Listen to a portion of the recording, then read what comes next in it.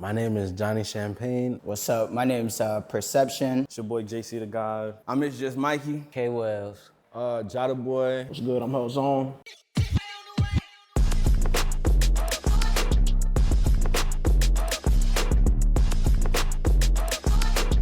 I'm from the Bird Life.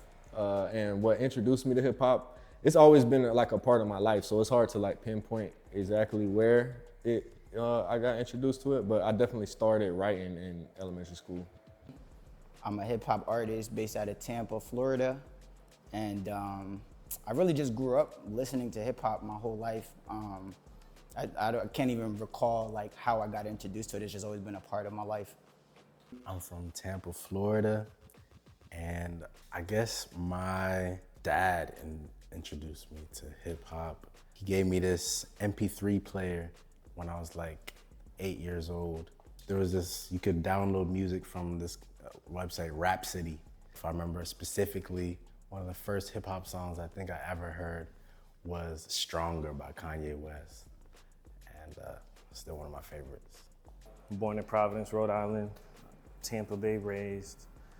What introduced me to hip hop? Shit, I mean, you want me to be honest, bro? I gotta say like Big Bro and Big Sis, cause they was bumping that Biggie, that Jay-Z, that Big L, Fat Joe. They was bumping all that crazy shit. That like Big Bro was more like Eminem, D12, 50 Cent. Then my sister was like Fabulous, Jadakiss, all of them. So like just listening to them, it was just kind of like instilled in me for like my whole life.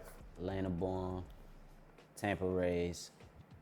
And what introduced me to hip hop, I would have to say, we talking like as a culture, probably more dancing before even the music. As far as like break dancing and stuff like that, like I used to love shit like that growing up. And then I feel like I might have found first rap song I might have found that I already knew word for word, lick for lick was probably Slick Rick Children's Story. So from there, that shit just got bad. I'm from Fort Lauderdale, Florida, and I got introduced to hip hop by Eminem when I was a jit. When I was just a little baby boy, my mama used to tell me these crazy things. She used to tell me my daddy was an evil man. She used to tell me he hated me. Man, this shit was everything back in the day, man. As a kid, shoot, when you're a kid, the first words you even learn is cuss words. So What did he say?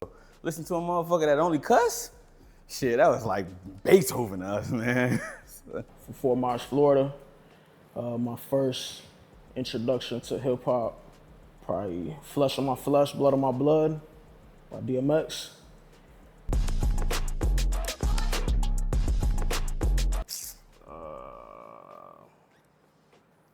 College Dropout. I gotta say College Dropout because without College Dropout, it probably wouldn't be a Good Kid, Mad City. You feel me? Oh, damn.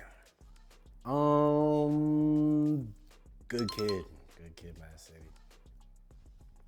Actually, no.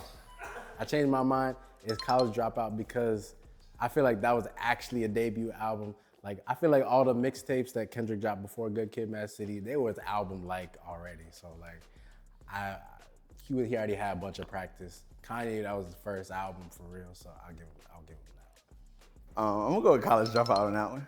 You feel me? I know it's kind of taboo with the whole Yeezy, motherfucker crazy, but aren't they all, you know? God damn, nigga. I don't go with Good Kid, Mad City. Not just cause I fuck with Good Kid, Mad City for real, but if we was to go like Late Registration versus Good Kid, Mad City, I'm gonna go Late Registration, you feel me? But we ain't the question. Ooh. It's two different times. You know, I probably think Good Kid, Mad City just because of how cohesive of like a conceptual project it was. Like it took you all the way through it from front to back. You know, it was like a movie. That's a good question. I'm only say Good Kid, Mad City, cause when I heard it, I was at the age where I really understood the shit. Dang. You said, I didn't know these questions were gonna be difficult like this. You said they were easy questions. I'm gonna go, for nostalgic reasons, I'm gonna go with College Dropout. Yeah. Just because of the production on it, I remember like when it came out, there was nothing that I heard that sound like that at that time. headline Coachella. Being like, I feel like center stage at the Super Bowl is like just in the middle of the stage with a bunch of people watching you that probably can't even relate to you anyways. Super Bowl, because everyone and their mom gonna be watching that shit. I'm not gonna be, no one watches no damn Coachella, especially in my house. I mean, they barely watch the Super Bowl either, but I get more of a chance though. You know what I'm saying? I get more of a chance. Ooh. I mean, probably the Super Bowl, just more eyes. I feel like you got a lot more freedom, a lot more different elements you can play with as far as, you know, people at home have a certain experience, people there have a certain experience. Coachella, you're pretty much just playing live in front of the people there, which is great, you know, definitely still want to do that too. I guess there's less perspectives to cater to, so I feel like it'd be cool to cater to the multiple different perspectives of the Super Bowl. Probably Coachella. Headline Coachella, that check is stupid, bro. The check for the Super Bowl, boom. Fuck that. Super Bowl. Super Bowl is bigger. Super Bowl, I could get in tune with a lot more people than just like Coachella. Even though Coachella would be lit, but Super Bowl. Me and my grandmama don't know Coachella. She watched that Super Bowl though. My auntie didn't even watch that Super Bowl. Oh God. Headline Coachella. Too big to be running around like Kendrick. That shit is crazy. Yeah, bro, I'm out there. Give me back and forth over a 360 any day. I'll say forgetting your lyrics, because that's something that you could control. So that if I do that, I feel like I dropped the ball and I didn't preparate well enough. So, but at the sound, you can't always really control that because that's somebody else that's in control of that. You know, you could go ahead, cut the mic off and just go acapella or something, you know what I mean? Hey yo, D-Rex, stop the beat. Probably forgetting your lyrics because you ain't got no one to blame but yourself. When it's that sound, you can be like, bro, get my shit together. We was just talking about this shit. I would say having a sound or technical issue. Forgetting the lyrics is like, you could start improvising, you could start doing a whole bunch of shit. You could just start doing the ad-libs for your shit if you got the background vocal still there. Technical difficulties, you fuck, nigga. It's like you up there talking, they don't see you rapping, they hear you, like, that shit bad. You just look confused, everybody look crazy now. What's worse is, oh man, both are tough. I think what's worse is having technical difficulties because you have no control over that. There's nothing you can do really, and you can have the best perform, you can have prepared so much, but if, you know, the sound is messed up, then it's not gonna translate. And it's just kind of more bad luck than anything else. Whereas if I forget my lyrics, that also really, really sucks, and it happens to me quite a bit. But you can recover, especially if you know how to recover. You know, like you can freestyle a little something, you can still keep it going. With experience, you know, you learn how to do that. Definitely the sound, cause like, I mean, me, I don't really perform with my background vocals, so like, I could, you know what I'm saying, I could improv some shit, I could freestyle some shit real quick, but the technical difficulties, like, I'm gonna have to beat up the sound dude, bro.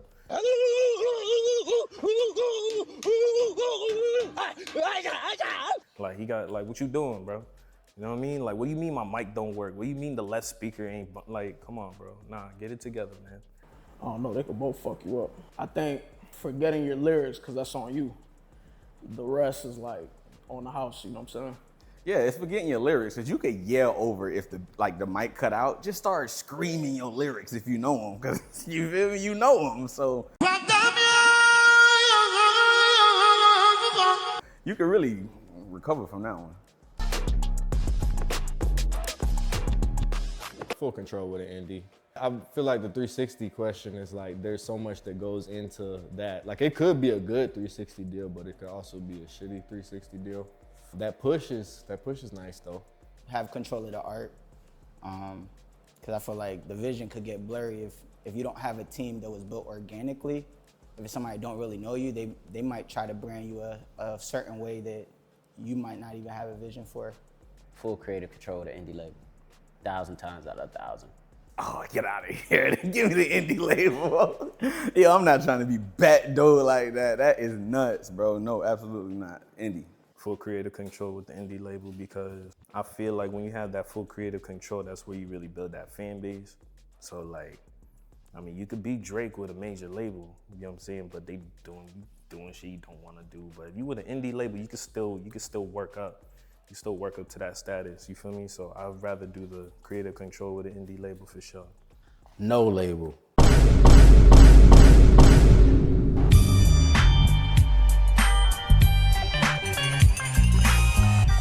But full creative control, that's definitely being a part of a label is a debt spiral. Or it's taking a loan that they definitely want paid back, but you know, half the time they sign you with the idea that you probably won't pay it back anytime soon and that you're gonna be essentially a slave to them for the rest of your life, trying to pay that money back. Damn, I'm gonna go with a little bit of both, bro. You feel me? Cause sometimes this art shit get a little dark and deep, you feel me? And niggas gotta laugh, so definitely a little bit of entertainment as well. Inspire, because entertainment is passive. Inspiration is active. You get people to do something, and that's more important in the world, is getting people to do something, whatever it is, you know what I'm saying? Whatever they feel God has ordained them to do. If I can inspire someone, if I can get someone to realize what they had for themselves, that's really the biggest thing I can ask for. That's what we all should be aspiring to do as well. Inspire, just cause like, you know what I'm saying, like Biggie, Nas, Jay-Z, all of them, like they have the music to entertain people, but they also got the music to motivate and inspire people, you feel me? So that's kind of like the cloth I'm molded from, you know what I'm saying? I'm molded from that cloth. Inspire. Yeah. Inspire for sure. I definitely lean towards a lot more inspirational music than I would feel entertaining music. Even though I feel like my music can be entertaining in a sense, it's like it's not as entertaining as you would think if you listen. You know, it's definitely more to inspire you to do great things, inspire you to stay just forward, focus on the plan, inspire you to not be discouraged by nothing that get thrown your way. So definitely inspiration. I like a good mix of both. You know, I want it to be like sonically appealing, but I also want to be kicking game and shit in the midst of it, like putting candy in the medicine, for sure. Definitely inspire people, just because that's what music has done for me. You know, I'm a consumer first, then that's how I got into music. I always remind myself that I love music. So I loved it so much to the point where I attempted to create it, and now I do.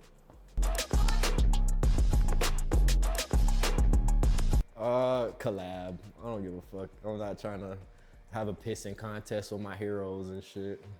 I'd rather collab. I don't really care that much about sales. Like, to me, my first week numbers, this thread, like, I'm sure that'll become more important as, you know, I can't really imagine having such a competitive spirit that, like, I don't want to collaborate with my favorite artist because I'm competing with them. So I don't know, I love competitiveness, I love competition, but not at the expense of collaboration. So.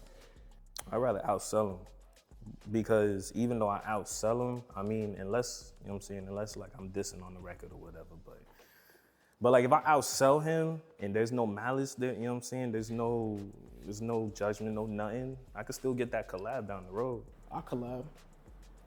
Yeah, I'd rather collab. Collab, because we get that money together. Shit, I want to out-rap the nigga too, you feel me? I want to outsell him and out-rap him, but yeah, but how I'm going to do that is with the collab. How? Hold on, bro. How? I'm saying, how? Like, talk to me, bro. Now I have to choose? Damn. That's hard. I'd probably say collab. The outsell is like, that shit gonna happen regardless. Underground classic. That's tough. Viral TikTok hit right now. I need that cheese. I need that bag, shawty. Whatever, bring that little bag in. Underground classic.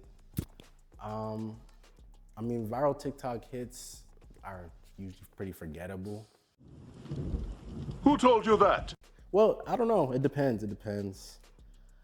I feel like I like the connotation of underground classic better because a classic is something that people are invested in. Like, it might be 1 or 2 fans, right? But they gonna play it every day. They gonna buy the merch. They gonna ride for it. Oh, give me the Underground Classic, man. That's that shit that you just turn on. You be like, oh, you remember that one? I need that. Underground Classic all day. Yeah, Viral, that white hot shit. Like, I ain't trying to be fly by night. I'm trying to stay here. You know what I'm saying? Damn it. Is both an answer? Nah, I'm playing. Oh, nah, definitely I'll have to say the TikTok viral because that 20 seconds is gonna get me that. You know what I'm saying? It's gonna get that bag. You know what I'm saying? We not talking about thousands. We talking about millions. You know what I'm saying? So I'll have to say that TikTok viral hit for sure. Underground Classics got stupid longevity. Them TikTok hits. Like, you could be a good artist and put a TikTok hit out and people still ain't gonna remember you. Damn, bro. Can I say both to this one too? No, I'm playing. I'm a one producer ass nigga. I love projects like The Great Escape with Larry June and The Alchemist, or like Freddie Gibbs, Alfredo 2, you know what I'm saying? Like, so I also have to say one producer with some variety. Team, because I could have that one dream producer collaborate with other producers. I really strongly believe in, like, there's a lot of power in collaboration. So, like, I'm big on that. Everybody kind of like has a different way of like listening to music. So it's really cool, like when I even me as a producer, when I collaborate with another producer, just seeing like them thinking of like a different lead or like putting a bridge somewhere, they hear a different drum pattern. It just like, I feel like challenging pushes it forward. And I think that makes for the best art. One dream producer, man. Cooking up with one person, man, the chemistry get better, the beats get better. They just on the same wavelength as you. That one producer really, it hit. Team always better than one nigga. I don't care what nobody say. I'd rather have 6 niggas in the room than one super legendary nigga. Give me 6 niggas that's ready and rocking with what I got going on. If it's one and we can cook up live all the time, one. But if not, like the team shit is, you know, just it's good for whatever soundscape you're trying to get into. If you're trying to switch the style, whatever, you know. Lock in with one of my dream producers. I like to really work one-on-one with producers, like be in the studio with them and all that. Like, they coming up with beats, I'm coming up with hooks and verses or whatever. So I feel like that comes out the most cohesive than trying to stick all these producers together on some DJ Khaled shit. At this moment, one dream producer. I feel like Freddie Gibbs said something like this pretty recently too. It's like, you can really, there's a cohesion that comes with having one producer or just working with one collaborator or one set of people or something like that. Limitation kind of breeds style in a sense. Shout out Alchemist. I want Alchemist to produce a Johnny Champagne project for sure in the future. Alchemist, for sure. That nigga's the GOAT, bro. Probably Overcast right now, you feel me? The man is a great producer / rapper, real good producer raps. You know, not many, you don't get a lot of producers that give you good producer raps. It'd probably be Pharrell. I wanted to say Alchemist, but no, I want Pharrell. I want to do some like good feel type shit. And I'm Cuban, that's the fuck. Up part. I fuck with Cuban toast. I grew up Spanish nigga. We eat Cuban toast with a coffee with the eggs, breakfast. This is my life. Cuban sandwich. Oh, give me the wings. Lemon pepper hot. I need them.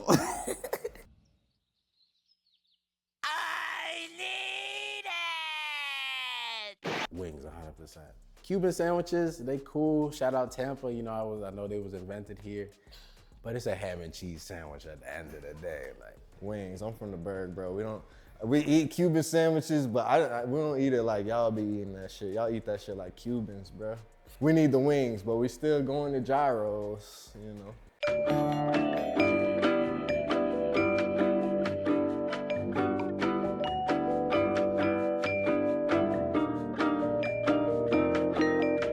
Wings.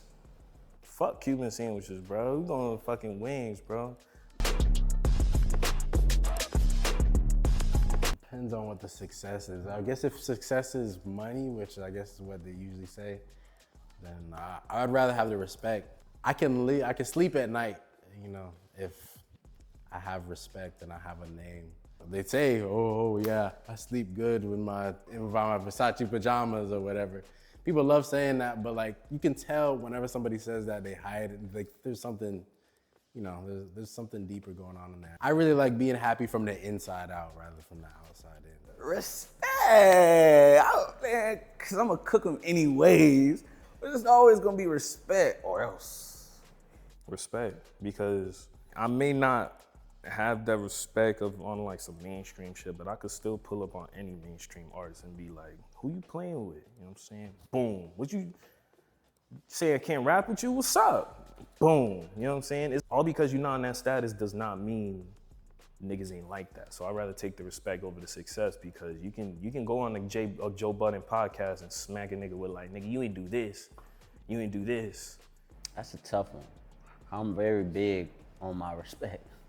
Damn, bitch, I'm slumped on that one. I ain't gonna lie, that's a hard one. It's like, God damn, boy, I need the money, boy. I gotta get successful, boy. I be trying to tell y'all. But the respect, like, nigga don't respect what the fuck I'm saying. Yeah, nah, I gotta go with the respect, bro. Cause nigga gonna have to respect this shit. I don't give a fuck if I got $2 on me. I think the respect has got to come first. Your face card is important, because you can have all the success in the world and then be out here looking like Drake later on. You know what I mean? Like, you're not happy, but you got success and shit. You know what I mean? I think with respect comes more happiness. Yeah, I ain't selling my soul. Yeah, I'll take the respect. The respect part for me, yeah. Yeah, I would rather have more respect than, what did you say? Sorry, it's getting hot. The AC done turned off. I said, but respect is an important thing, you know what I mean? Respect is earned, you know what I'm saying? So